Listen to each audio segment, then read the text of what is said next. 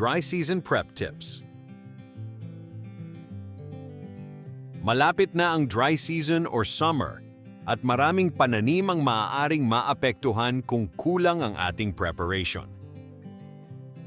Sa video na ito, matututunan mo ang mga practical na dry season prep tips na makakatulong para makatipid sa tubig at mas mapalakas ang ani, lalo na ngayong papasok ang tag-init na panahon.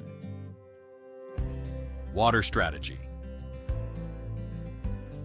Siguraduhing may maayos na plano sa tubig bago pa uminit ng husto ang panahon.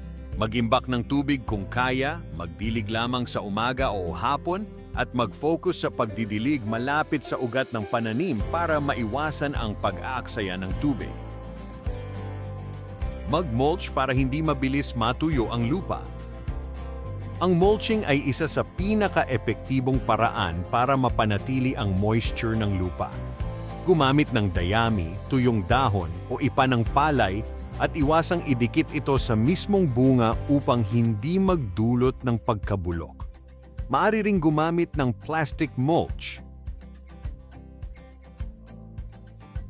I-condition ang lupa bago uminit. Ang malusog na lupa ay mas kayang magimbag ng tubig kahit mainit ang panahon.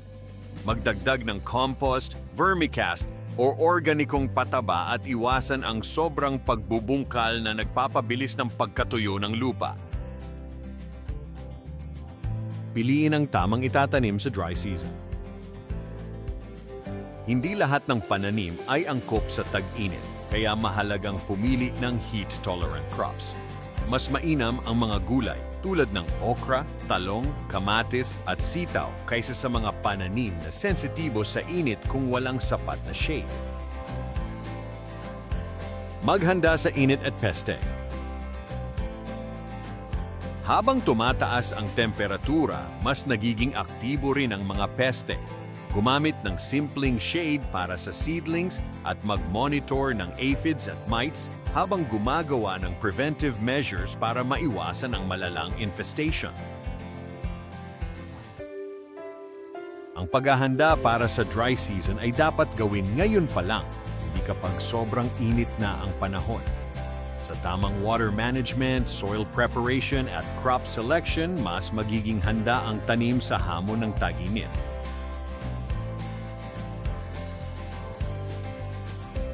Tumutok sa aming YouTube channel para sa iba pang tanim tips.